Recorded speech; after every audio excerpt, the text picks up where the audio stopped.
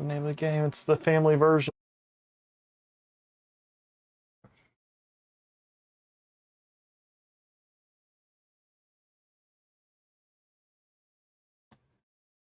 Hi, I'm Amanda. And I'm Ryan, and we're the WV WVGamers. Gamers. So, welcome to our year in review.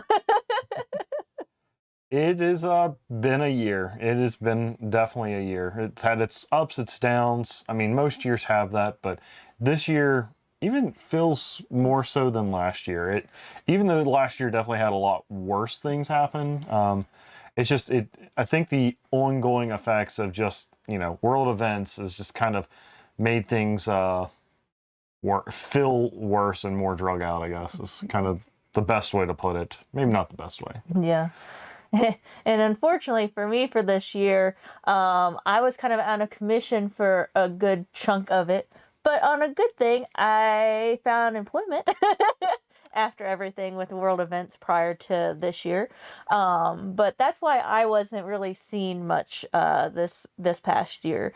But now I have another new job that I get to work from home Most of the time. for the most part. And I get to jump back into doing reviews and streaming and videos and going to conventions.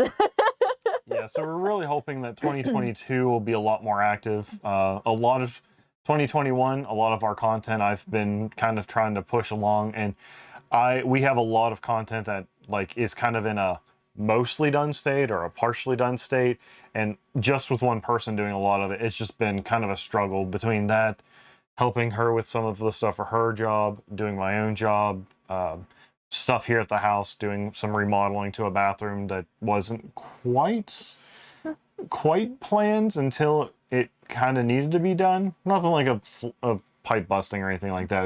It was something that needed to be done, and events meant it needed to be done quicker. So Yeah. Yeah, it's been interesting. Yep. It's been interesting. So I guess speaking of review cap, so despite it being kind of just down to me, we were able to get 46 reviews, I think I counted, up on the website.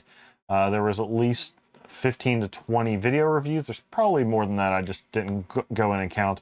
I started a little bit of a side passion thing on there where I started doing reviews of some upgrades I was doing here to our home network. So I'm like, hey, I'm going to do unboxing videos and talk briefly about those products. And I got more already recorded coming here in the next week or two. So that's kind of helped keep me a little bit sane, despite working from home and not really being able to see a whole lot of people other than puppy dogs. So that's kind of the status of that. We've been trying to do a little more on Instagram and stuff like that, doing posts of building a little story here and there around the game as we're kind of playing it in a way. I did that with, oh God, what was the name of the game? It's the family version of, I should have looked that up before I started talking about it. It's gone. Yeah, it's a really fun game. I just can't think of the name of it for some reason. It's the family version, the junior version of the game. But yeah, so that was a fun little change up from kind of our normal, hey, we just wrote a review, here, go and read it. Basically, I wrote a little narrative about what happened during that game, basically. So we're trying different things. I think 2022 we're going to experiment with TikTok.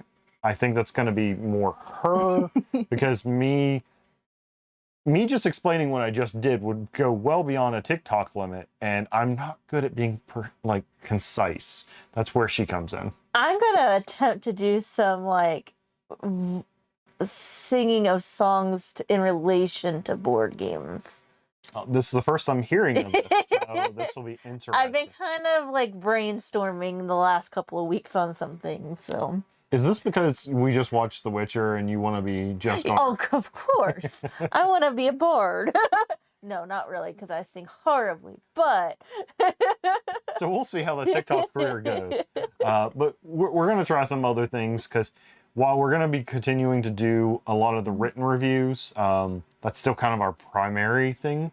I do kind of want to do some more video reviews, maybe even over doing some written reviews, just because the time it takes to write the review, take the pictures, edit them, That whole process takes longer than it would take us to do a video review of a game.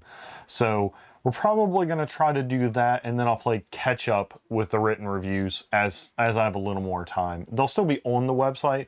There just won't be as much on it along with the video. So Yeah. But aside from our little pet project of WVGamers website, we have actually continued with our Extra Life donations and raising funds for WV Medicine's Children's Hospital this year. And our team, WVGamers, has been around for a decade now. And this year, we've raised a little over $3,000 as of today, which to us is December 27th.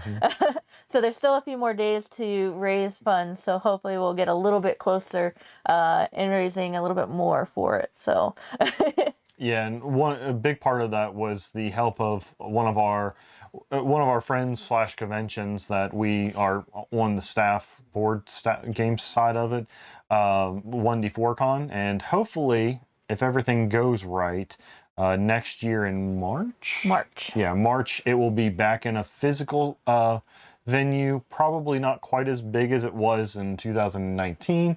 But it looks like we're going to be doing a kind of a hybrid approach where there's going to be an in-person presence and an online part. So we're hoping we'll be able to, help them, since they really pulled our team a lot this year by raising $1,000 alone, I think it was. So we really appreciate what James and his team does, and we look forward to actually getting back and helping with things in person again. So hopefully next year we'll also be able to do more of our Extra Life stuff like we did at the shop for multiple years. We've just got to rethink some things just because things have changed. So we've got a lot of planning to do for 2022, but hopefully the world will allow us to kind of have some degree of normalcy. Yes. So but I guess normalcy conventions? No. No? Oh, I'm sorry. We are going to talk about our favorite games that released this year. Oh, yeah, before conventions. I'm Yes. jumping the gun a little bit. So go ahead, because I know you're super excited about yours, even though you haven't got to play the physical version yet. Yes, I have yet to play the physical version because of, life. But I actually backed this one last year on Kickstarter, and it was kind of going through delays because of life again. But my favorite game that came out this year is The Night Cage by Smirk and Dagger. This game is a co-op game where you are trying to get through the darkness with your opponents, and where you all collect a key for yourselves and end up on the portal to portal yourself out. But there's a lot of twists and turns and tile laying, and it's so much fun. And actually, I backed the all-in, so I actually ended up with sort of 2 copies of the game. One's like the main version that you can purchase at your local game store, and the other one is the deluxe one with acrylic tiles and like you can't see, I'm pointing to it, but a jumbo play mat instead of the board itself. So like it's really pretty, and I think I'm gonna screw it up because I think I'm gonna open up the base one, but I wanted to show you some of the acrylics. Yeah, and the map is quite big. We have a tube map that we built last Christmas, I think it was. Yeah. That holds quite a bit of playmats, but the playmats are normally, they have those standard tubes. But this is probably 1.5 size though, so we don't actually have a safe way of storing that, even though could physically almost fit in one. I'm not sure if maybe we put 2 tubes together and do it that way. We're going to have to figure out something for that.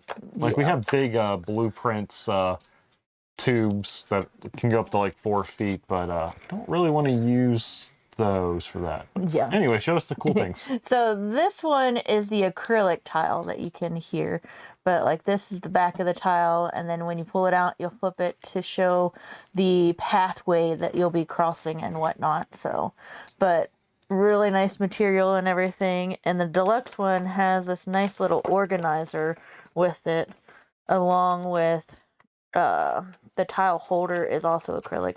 And I went ahead and put the candles from the base game in with the deluxe one, where when you're lit up, you can be lights on, and then when your lights go out, you can turn it off. But I'm really excited for it, and I can't wait to actually play the physical one, because I've just been playing it on Envoy's Gateway through Tabletop Simulator for a few months, as well as doing a few convention playthroughs of it when it was online. But I'm really, really excited for it. Yeah, it's definitely a fun one. Going through that whole endless labyrinth, it has that kind of a feel of an old like Atari game where things go off one side and spawns on the other.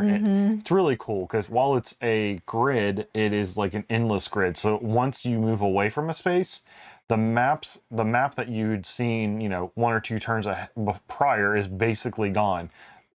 So it's an ever-changing map, so you can't just, oh, well, I saw that one spot and go back to it. It's always changing, so it's very challenging, a lot of fun, and the what are the creatures called? The wax eaters? Yeah, the wax eaters. Those things, depending on which one you're fighting against, they are very vicious. Yes. So it is definitely a cool game, and we look forward to getting to show it off, hopefully, once you get back from your little 2-week stint here soon back at work. But yeah, so mine is yet again another sort of like Amanda, because World Events, I have not actually got to sit down and play it with her, but I'm looking forward to finally. Now I'm going to use the small box just because the big box is buried and too heavy. The Shovel Knight Dungeon Duels game. It is basically a love letter to everything that is like original Nintendo. So if you haven't played the Shovel Knight video game, it's basically a fun 2D platforming action adventure game where it feels like you're either playing like an old Mega Man game, a old Castlevania game, depending on which character you're playing as, it kind of varies a little bit. Even a little bit of DuckTales with the shovel pogoing. But so it's, what are you talking about? As soon as you said DuckTales, in my mind, I was singing the theme song.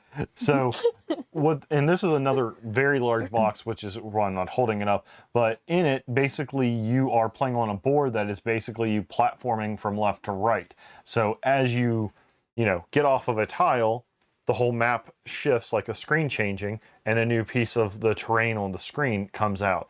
And the terrain is set up into like, I think it's sections of 4 on each of the pieces of terrain. So you're moving again with the other Shovel Knights, going and collecting treasure, because that's your goal, have the most treasure by the end of the game.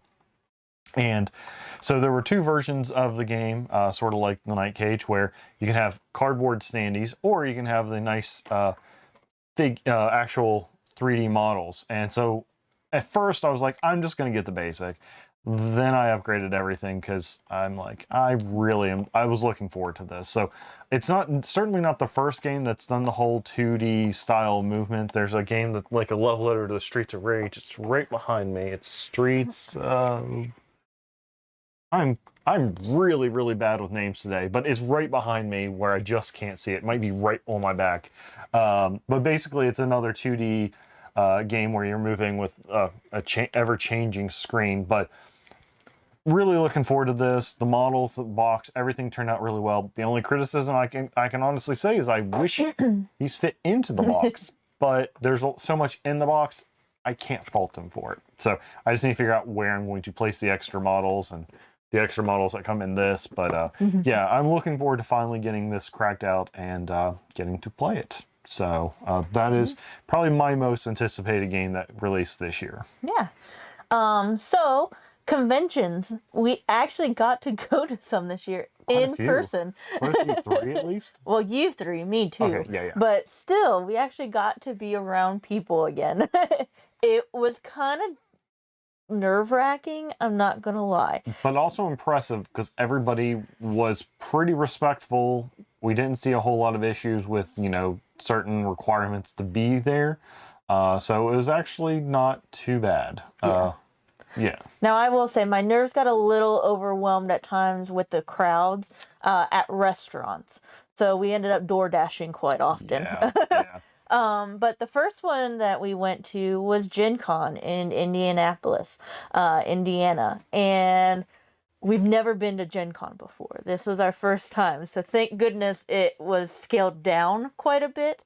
So it wasn't like the 70 plus thousand people. It was what, like 25,000, 30,000 people. I want to say it was around 30, but I might be wrong.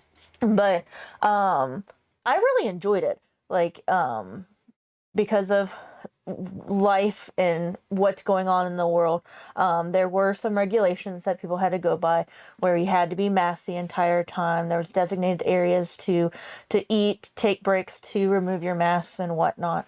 So I appreciated that.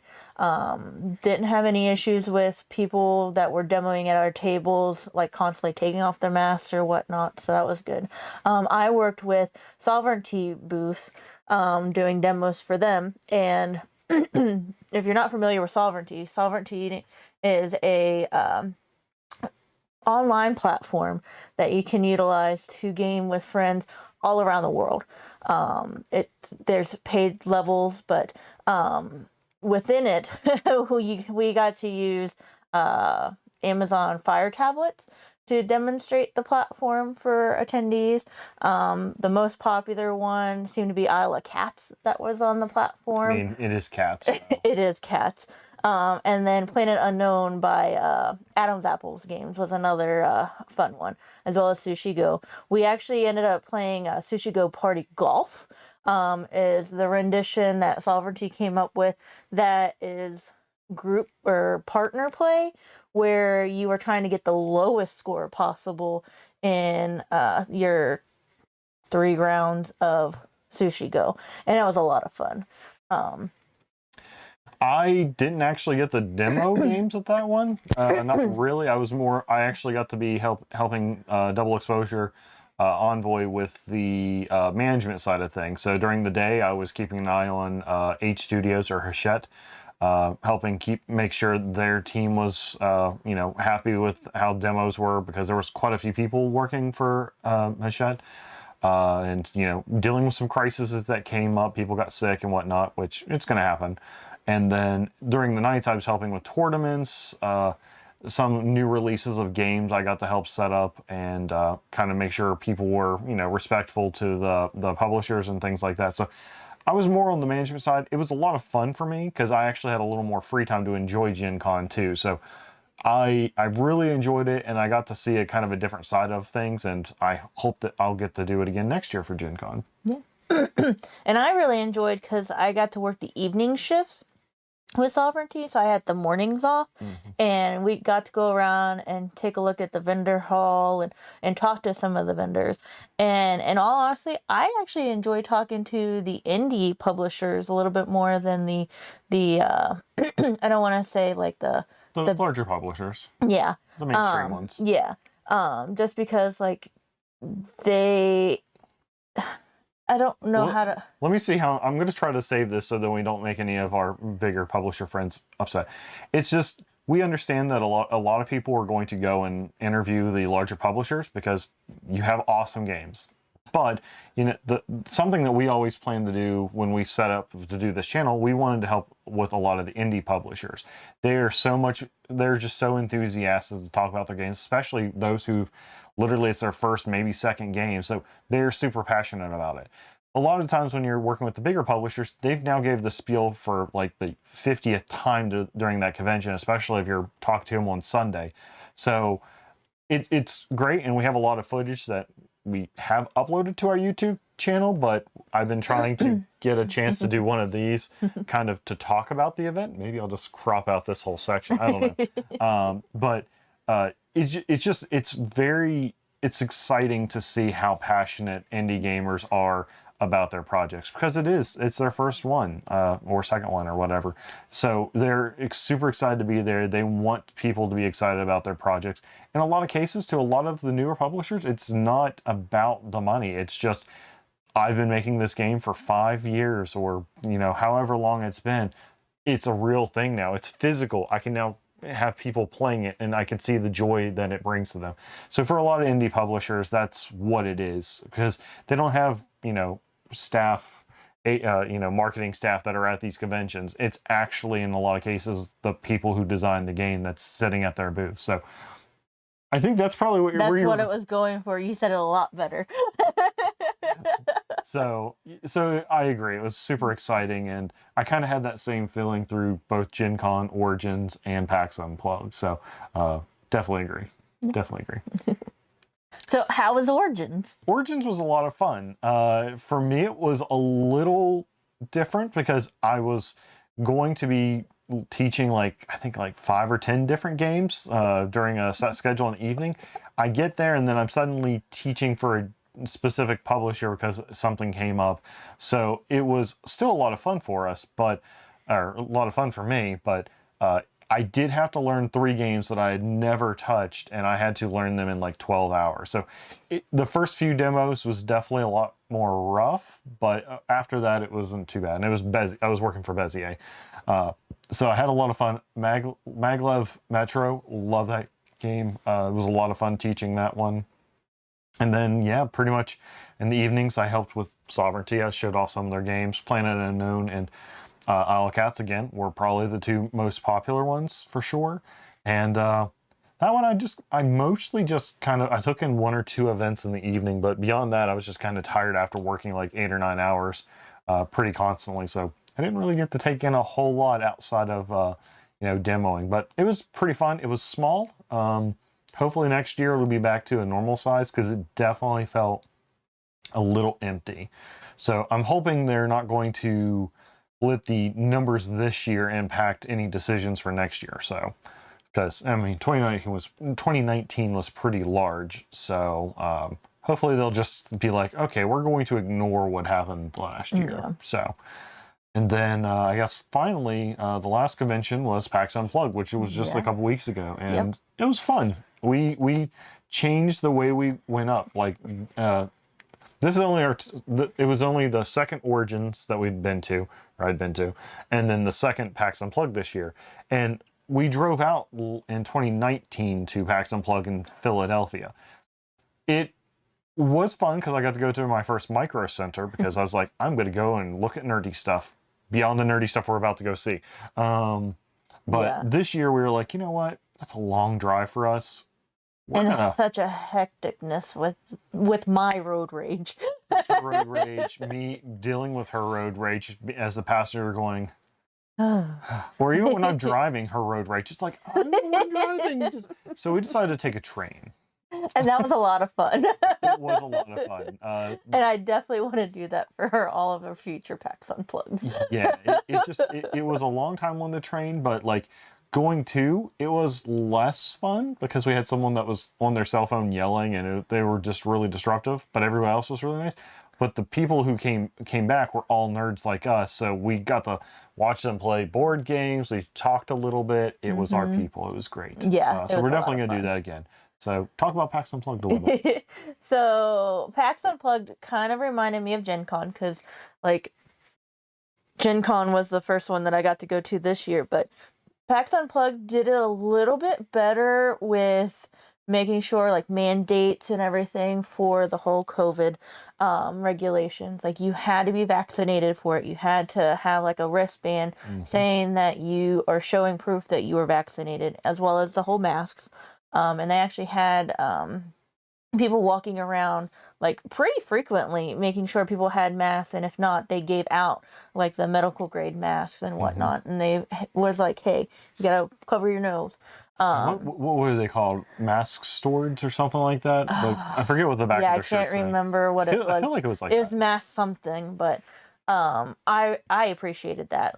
It was nice seeing that extra oomph towards it to make people comfortable and whatnot. And even walking on the streets in Philadelphia, people were wearing masks. So that was kind of a comfort because you're still around 20,000-30,000 people, but you're still being cautious of everyone. So that was nice. I helped out with Amigo Games, which was a lot of fun. I was pretty much at the demo tables pretty much all weekend, or all 3 days of it, minus a couple of hours at the booth. But I demoed a lot of Magic Mountain, a lot of Carnival of Monster, a lot of Monster Expedition, some Clack Thwack, game with like little fly swatter suction cup things that makes like thwack noises. Like, it's awesome. And you helped out. And you helped out with the Bonanza tournament. Oh yeah, and I helped out with the Bonanza tournament. If you don't know what Bonanza is, it's a bean game. So hey, she got to help with her first tournament at a convention. That's pretty exciting. And it was a lot of fun. And really, there was two younger kids, like they were teenagers, but to me they were still kids. But well, the one got second place at the first table that finished, and like we told him not to say anything until the other two tables finished to see like if he would actually get to carry on into the final round and whatnot. And he did get to go into the final round of it, and I think he got like third place, maybe fourth place. But it was neat seeing like his enthusiasm with the game and whatnot. Like, he was a heck of a player. Like, I'm very impressed with it. So I worked with Sovereignty again, so tablets, same thing we kind of talked about during Amanda's. I'm not trying to sell them short, but we've already talked about it. I'm not going to go on and on for 5 minutes, but overall, the reception was pretty positive. Everybody seemed super excited to be, again, back out and gaming, because, you know, Origin and Gen Con were really close to each other, like where they were held, so, I mean, by the time you had Origins, which was only 2 weeks later, people weren't as excited there because a lot of those people were already at Gen Con. But there'd been like 3-4 months since, you know, those conventions, and this was a whole new demographic being over in Philly. So people were pretty excited. The first day was kind of slow, just because people flooded in, were buying all the goodies. And then, you know, late the first day and then early the next day is when people started finally being like, okay, I want to play games because I want to find out what else I need to buy now that I've gotten the things that I know I wanted. Yep. So it was a lot of fun. Yeah, that pretty much the same. And I had a lot of Philly cheesesteaks during that weekend, because like every meal that we purchased, besides like our lunches, because we of course are from West Virginia, so we brought pepperoni rolls for lunch. But for dinners, I had cheesesteaks just because. Except for like one or two, but I think well, that was when we went to Hard Rock, but. Yeah, I think at least there was at least 3. Because I think we did that for lunch one day too while we were up there. Because we went to the one in the market, didn't we? Was that on Thursday? Yes. Yes. So yeah, conventions were all fun. Like I said, we do have a number of interviews that we're going to get posted to the public side of YouTube. Again, most of them are already up there edited and everything. It's just I kind of wanted a nice little clip summarizing everything. Again, I'm going to probably just cut this out and use that as kind of a, hey, here's a look at everything. I know a lot of people want to come back and put up all their stuff immediately, but I don't have a whole lot of time for that between my day job and that. So we're just going to do a summary of all the conventions. So conventions were pretty exciting. We did a lot of, and you didn't get to do as many. I did a lot of online conventions this year, doing a lot of demos as well. And for the most part, early on in the years, early on in the year, people were still pretty excited about the online conventions. But by like April or so, people were done. People were like, I want to be back in person. So, yeah. So, online conventions, they've definitely helped us get by the last 2 years. But man, we are all ready to smell cardboard, touch little plastic figures and cardboard bits. So so I think that's our convention summary. So now we're going to talk about our favorite game that we purchased this year or did a review of this year. So that means that not necessarily a game that was released this year. So correct. This is separate from, while we could certainly be super excited about the Night Cage and being one of our favorites, it's a little separate just because it could be one that we're surprised that we came across, or one we're just super excited about because once we played it, we had so much fun with it. So this game I played for the first time 2 years ago during one of our Extra Life charity events at our local game store. One of our local gaming groups, West Virginia Nerd Herd, had it, and we did it during the beginning of the overnight portion of our event. But I found it at a game store in Glen Burnie, Maryland, maybe Virginia. I can't remember which state because I went through like 5 states during my first work trip for my new position. It's true. But at this game store, I can't remember the name of it, and I apologize. But I'd seen it when I went out for a GM conference, and then we went back, and I was like, I don't know, I'm gonna get it. Oh no, I did get it then when I went to the GM conference. Yeah. I'm sorry. But anyways, it's a nice dexterity game. Ooh, and it's hefty. And it's pitch car. So what you do is you set up your track that comes in the box in any shape that you want. And then you are like flicking these little disc of cars around the track. I think it's 3 times around, but really you can specify however many times around the track you want to go during the game. And whoever finishes those many number of trips around the track and crosses the finish line wins. But I'm big into dexterity games. As I'm sure I've talked about, like I do a lot with like Not So Fast and Click Clack Lumberjack and Ice Cool. I just like dexterity games, and I was so excited when I saw this on the shelf at that game store because it's been like my holy grail since I played it 2 years ago, and you can't like find it anywhere. But without it being like in the triple digits easily. Yeah, but I picked it up, and now I'm on the mission for the expansions for it. But it is pitch car. Yeah, and we've not played all the expansions. I've seen a couple of them. They even had a couple of them because when we went back on her second work trip, I joined her and we got to go into the store again. And yeah, so they have some really cool ones where you can create tracks with loops and stuff. And there's just some interesting little shapes. So. Yeah. Yeah, this is going to be one of those ones we're going to be going and searching for all the expansions as much as we can. But again, like she said, it seems to be hard to track down. We are going to have to go back to that store or see if they can ship it out to us. But yeah, super fun game. I think I played it once or twice before you did a few years back. But yeah, super fun game. Yeah. It's easy. You can teach the game to anybody because it's literally flick. And if you go off the track, there's rules for coming back on the track and all that. But yeah, it's super fun. Mine is very, very opposite end of that. This is a very large physical game. This was kind of a game that we received out of the blue. It was sent to us to do a review on, and I hadn't heard of it prior. I didn't even request it, but believe me, I'm super happy we got it. A Gentle Rain. So in this game, it's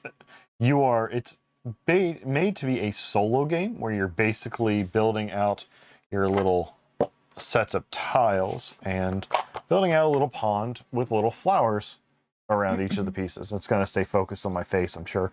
There it is.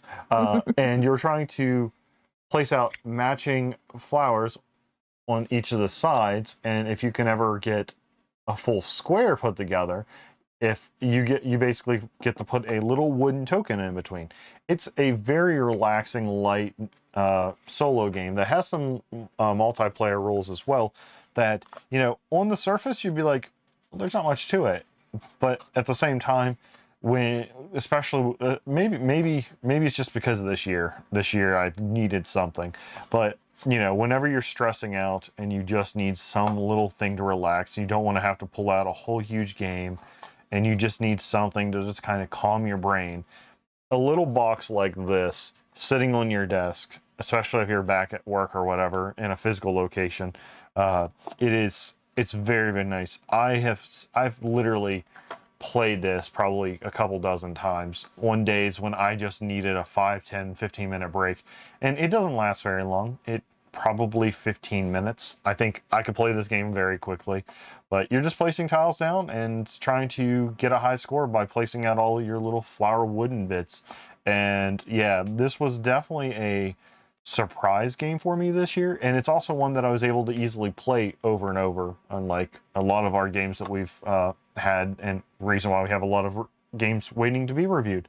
But yeah, I was really impressed by this little package, and every time I see it in a game store, I'm like, oh, it's that game. I really hope somebody goes there and buys it because it's such a good game. Another game that was sort of another solo-ish game that I found and I've played a lot as well is Orchard. It's another fun game where you're building out basically an orchard of fruit and trying to get as much points by overlapping trees of the same type. And it's a lot of fun. They just actually had a successful Kickstarter for their second game, Grove, basically building upon that same premise. So yeah, this year for me has definitely been all about the solo games. I know a lot of people's like board games aren't meant to be solo, they're social, but you know, this year especially being home a lot by myself, these little solo games have been like definitely a godsend. So yeah, definitely recommend this if you need something just to kind of de-stress. And that was me talking for a very long time about a super small little game. But yeah, that one is a lot of fun. Like one of the times that I actually got to come home from my old position and we got to try it out, I really enjoyed it. And when we went to one of our local restaurants, like we usually take a small game to play while we wait for our food to be done. And that one was one of our favorites to take with us. Yeah. So I think that's the games. Other things for WVGamers, some little things. A few of our trips this year, one of our trips took us up to PA, go up to Pittsburgh. I think it was in October, yeah, October 19th. And so we were walking around going to different stores and we found a shirt shop. I've been trying to get WVGamer shirts, which you can see, made for a while, but I can never really find them at a cost that I was willing to pay. Honestly, these shirts were way more expensive than I wanted to pay, but you know, it was at that moment that I was like, I really want to get a couple of shirts made. So now we have a couple of shirts, and Amanda got me for Christmas some little acrylic WVGamer pins. I'm super excited about that. So it's just, for me, it's not that it's really important, but I just like to be able to say, hey, we've been doing this thing for, you know, almost 2 years. I like to be able to say, hey, this is a thing. We have business cards now too. So, you know, it makes it feel a little, it's little things that makes it feel a little more real for us. Obviously we're nothing like the Dice Tower or anything like that. We just kind of, it's fun for us to do. So, yeah, so I'm just a little excited about the little things like that. Yeah. But hopefully for 2022, we will be able to do a lot more reviews either this way, video-wise, or written. And I'm already in talks with collaborating with another review site. So hopefully we'll get some work with them for this coming year, just doing like either playing some board games together via internet or talking about games that we've played together and whatnot. So I'm going to look forward to that too. Yeah, we have a few people a few other reviewers that do that quite frequently that we could probably tag up. Like Chris, for sure, we could definitely tag up with.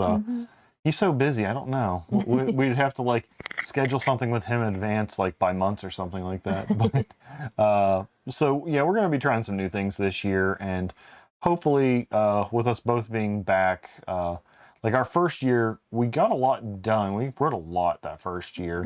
But we, like this year, my focus has been trying to increase quality. So like if you look at some of our videos from a year ago, we were on little Logitech webcams and we had like cheap like Walmart ring lights. And so I've just been, over the course of this year, upgrading a lot of the things. We now have some key lights from Elgato, which are not turned on right now. I was just going to say they're not even turned on. Well, I mean, we're not looking at a board game. We look fine. We upgraded to 2 Canon cameras to make the quality better, which... And they look so good. Like, I don't know how many people do, like, video recording and stuff like that outside of other reviewers and stuff, but it is such a pain that every time you set up a webcam and all of your settings are gone and you have to go back in and reset them to get the color, the skin tone right, try to get rid of the blur, all the noise.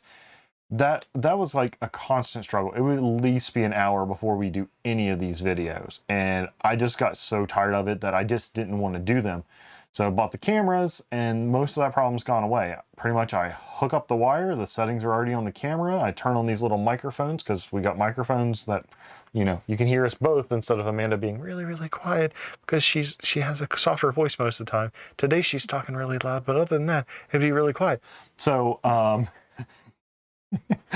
so we've upgraded a lot of things to make my life a lot easier to get these started quicker. So then by the time we're actually doing them, that you know, we're still full of energy and excited to sit down and do a recording. So there's probably still going to be a few more minor upgrades that we'll do, but yeah, the difference between our first like 4 or 5 videos to, you know, this one or any of the other reviews I've done recently is pretty major, and I'm actually more proud of how they look now. So hopefully we'll continue doing things like that into 2022.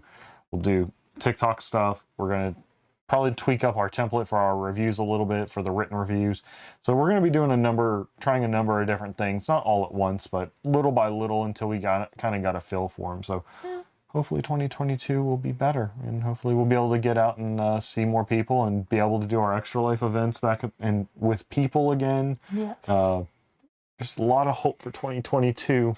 2021 could have been it. In 2020, I mean, you had the perfect numbers. You were 2 D20s, natural 20 rolls. We were rolling with advantage. We had advantage, and we still rolled ones. But so, anyways, thank you for sitting through a 40-minute video. Wow, we talk a lot. We do. But it's been a long year. There's been a lot of things. It's kind of good things that's happened, bad things that have happened. So this was just kind of our way of ending out the year, because Amanda won't be here for New Year's Eve. So this is our early release of the video. But yeah, anything else? No. All right. But thanks for tuning in, and if you want to, in the comments, let us know what type of games you'd like to see us do some reviews on for next year or for 2022.